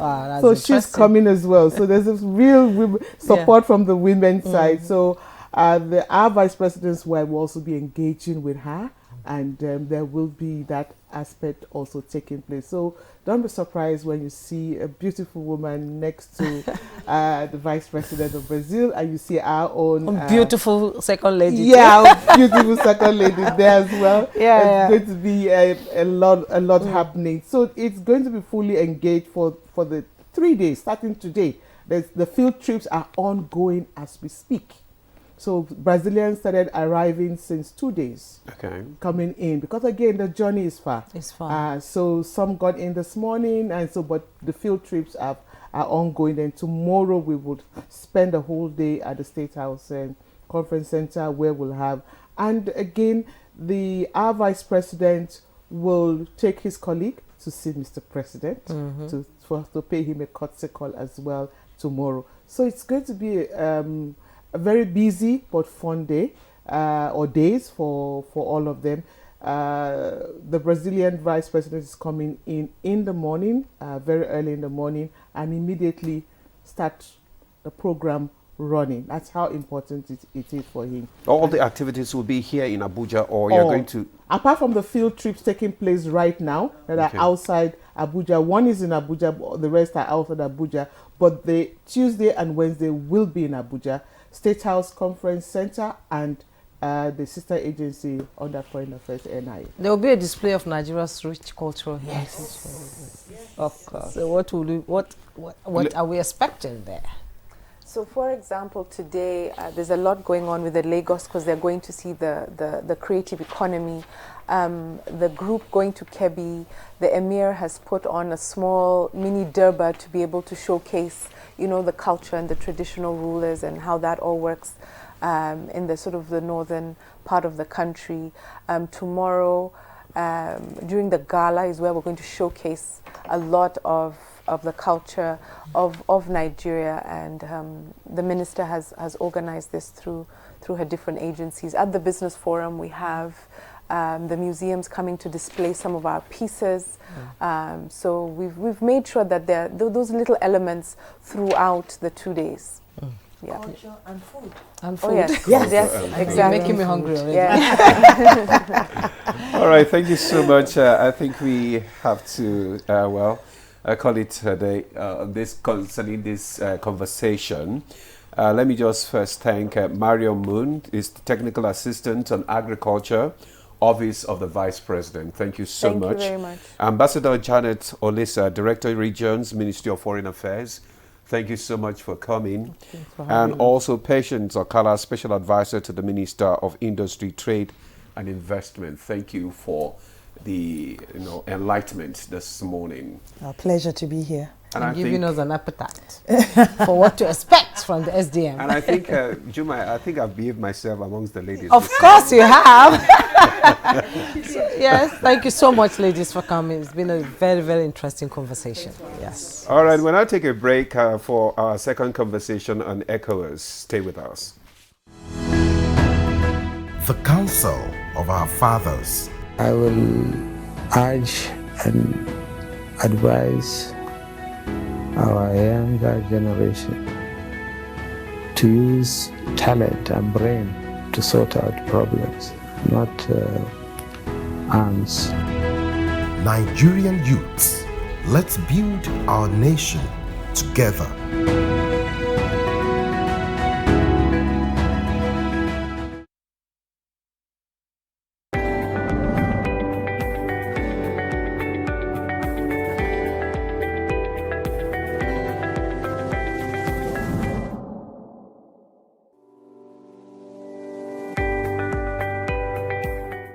When we think about the digital economy, you can see it as the marketplace for digital goods and services.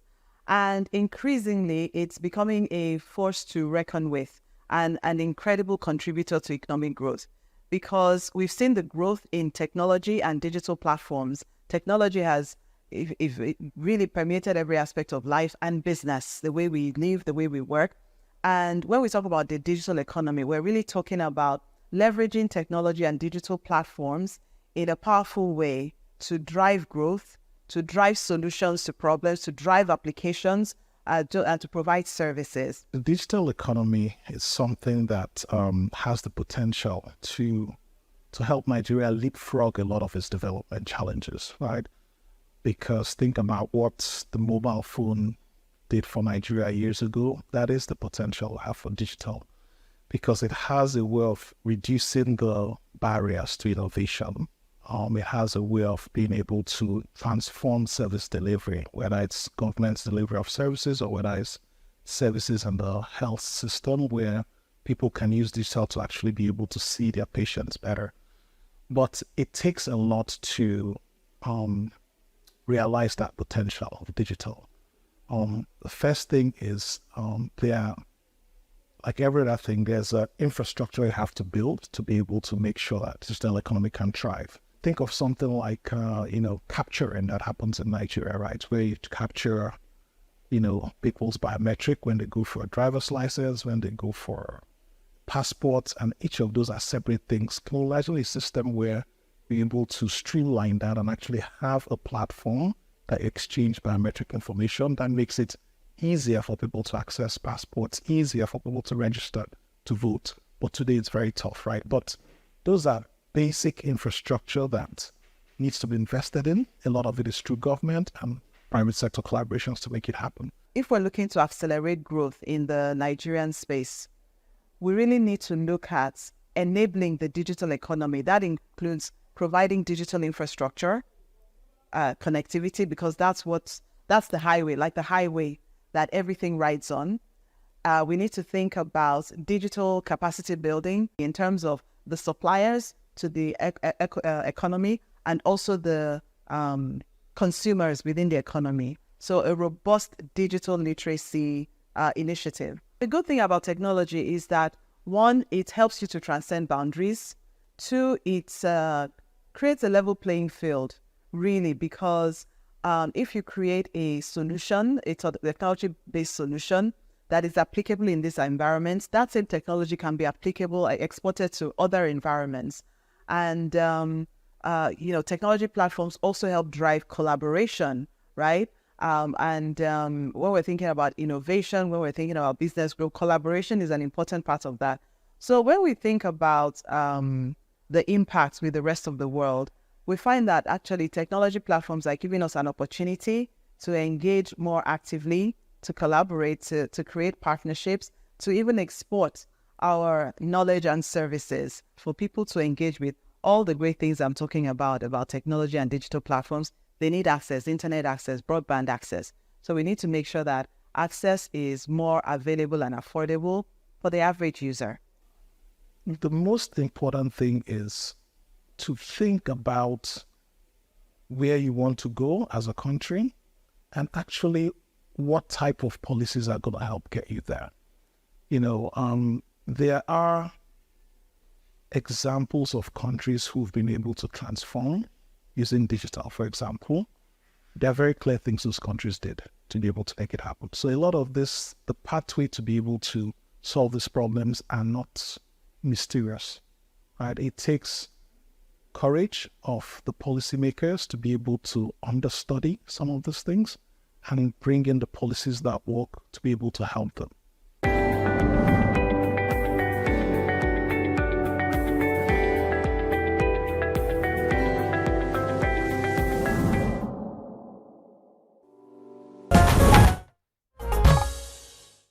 Yeah, welcome back, and you're still watching Good Morning Nigeria. Now to our second topic on the 67th ECOWAS Summit has come to a close, marking a significant moment in the region's history. President Bola Ahmed Tinubu handed over the chairmanship of the ECOWAS Authority of Heads of States and Government to President Julius Maada Bio of Sierra Leone after serving 2 terms. You're right, Jimayan. So we'll take a closer look at the implications of this transition, the priorities for the new chairman, and the challenges facing the region. And we'll also analyze what this means for West Africa's future. We're now being joined in the studio by Dr. Adoyematu Omale, International Affairs Analyst. You're welcome to Good Morning Nigeria as always. It's been a pleasure having you. Good morning and thanks for having me. You're welcome. Well, Dr. Omale, let's look at the implications of this assumption of office of President Bios. What do you think will be the implication for the region? Well, Julius Maada Bio is a very experienced president. He has been president of Sierra Leone since 2018, almost 6 years. So he has garnered a lot of experience, having interacted with his peers in the last 5 to 6 years. So in terms of experience, in terms of knowledge, in terms of having participated in the sub-region's socio-political and economic sphere, I think he is well equipped. Also, he's stepping into a very large shoe. President Bola Ahmed Tinubu, in these trying times of ECOWAS, has been able to wield the remaining bloc together to move ahead. Initially,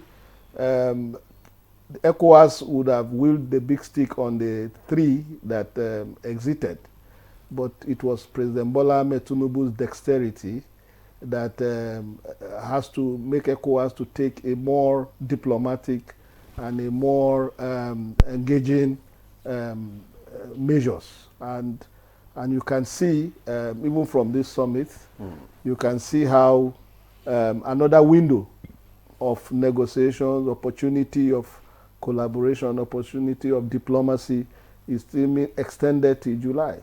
So you can see that Maada Bio is coming in from a very, very good ground foundation that has been laid by Nigeria under President Bola Ahmed Tinubu's leadership.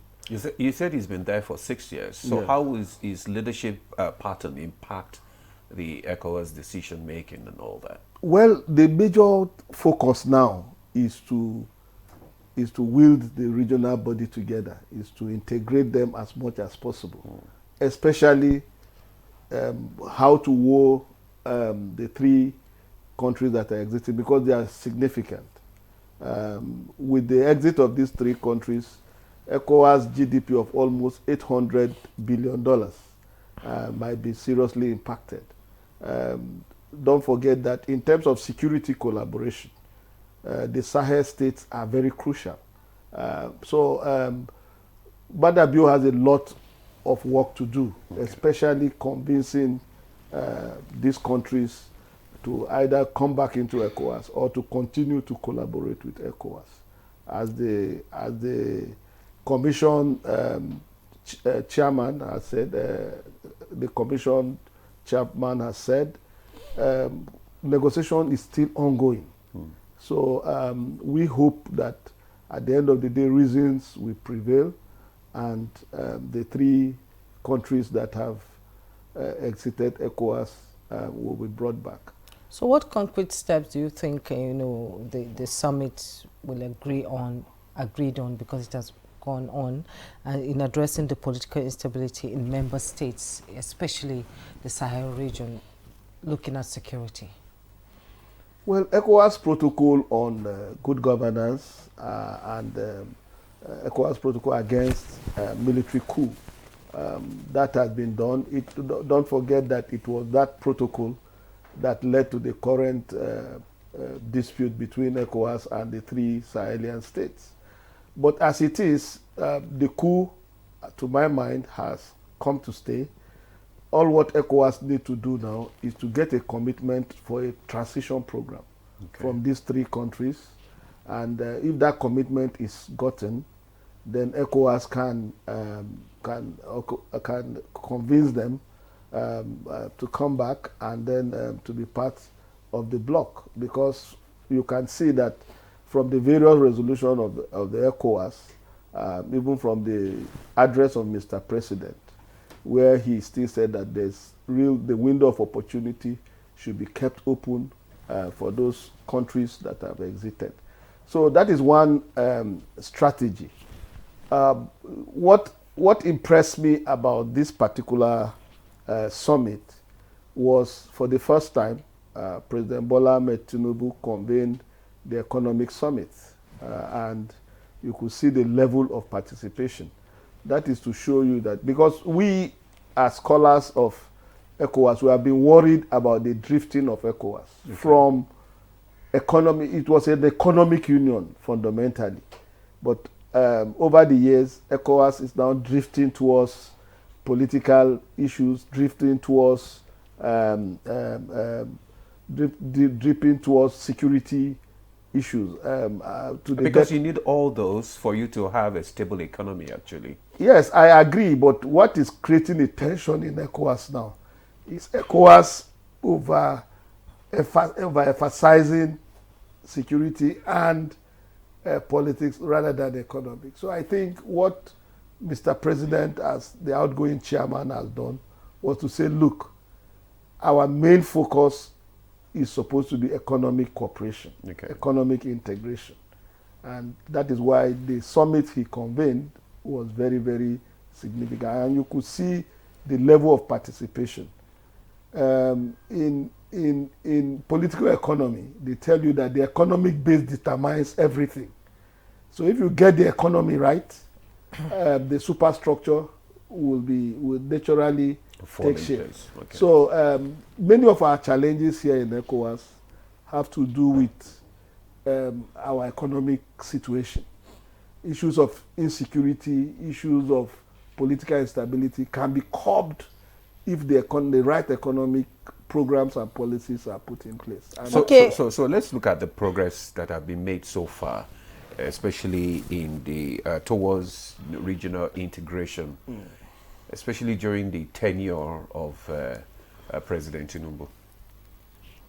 Yes, like I said, a lot of progress have been made. Had it not been for an experienced president. Don't forget that Tinubu was barely 1 month in office before the mantle of leadership was given to him.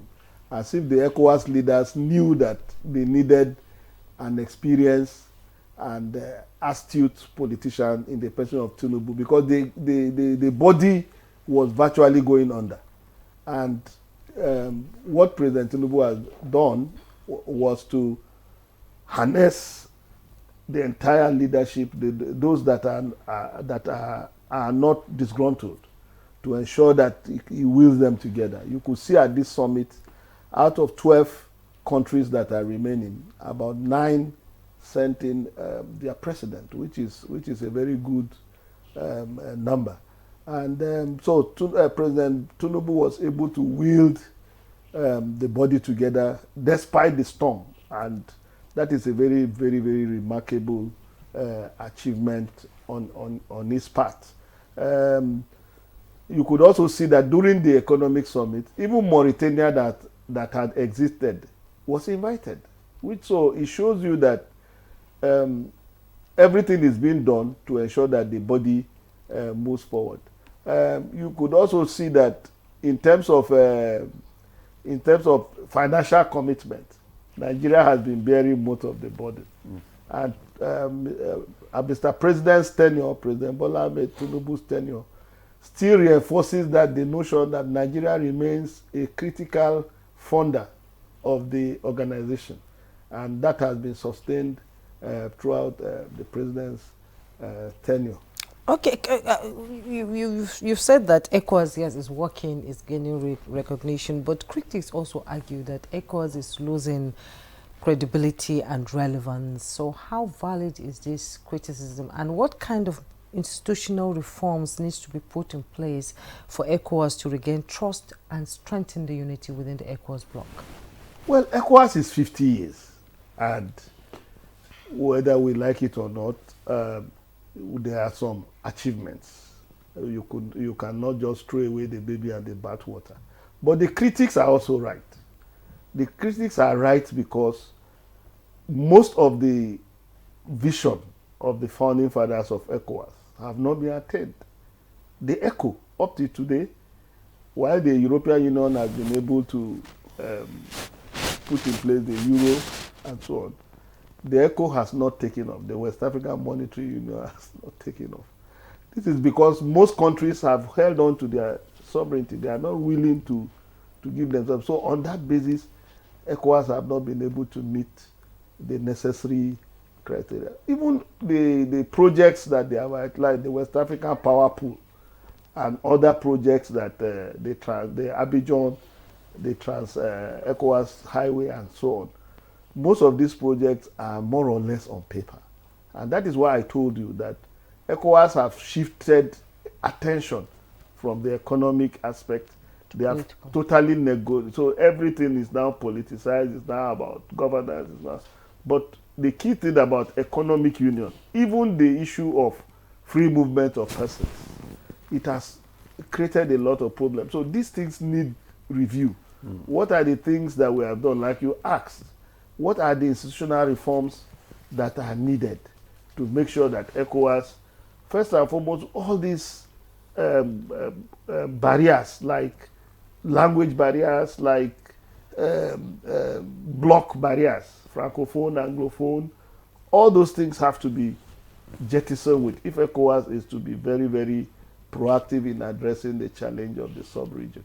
Now, as we begin to wind up this conversation, how would you, or how will President Bio engage with other regional leaders, to promote cooperation and collaboration? What advice would you give? How do you think it should go about the best advice that I will give the incoming president is to ensure that the confidence of all the leaders of ECOWAS is very important. He needs to build the confidence, especially the ones that have exited. Like I said, you prosper more when you are united. There's no doubt that Mali, Burkina Faso, and Niger are a very critical component of the ECOWAS sub-region. And everything, Madabio should do everything possible. The committee that was set up with the president of Senegal, Faye, as chairman, I have not gotten the detailed report of the committee's submission, but I think it's in the right direction. That committee, President Bio should continue to empower that committee so that before the end of July, we should be able to get a positive response from those countries in terms of maintaining the cohesiveness of ECOWAS. However, if they become recalcitrant, then the 12 remaining countries will have to move ahead. And that is where President Bio's leadership comes in. How he's going to galvanize these remaining 12 countries to ensure that the vision of ECOWAS is promoted at this point in time. So ECOWAS has prospects, no doubt. ECOWAS has prospects. It has prospects because of the market. It has prospects because of the proximity affinity of the various countries. So it has prospect, and if we can tap the economic benefit, mainly if we can harness the economic benefit, I think it will benefit most of the countries in the sub-region. Okay, Dr. Adeoyo Matthew Omale, International Affairs Analyst, thank you so much for coming and shedding more light on the 67th ECOWAS Summit. It's been a pleasure having you. Thank you. Thank you so much. And that's Good Morning Nigeria for today. Thank you so much for your time. I am Jumma Yusuf. Do have a wonderful day. And I'm Ademola Adeoye. Do have a lovely day.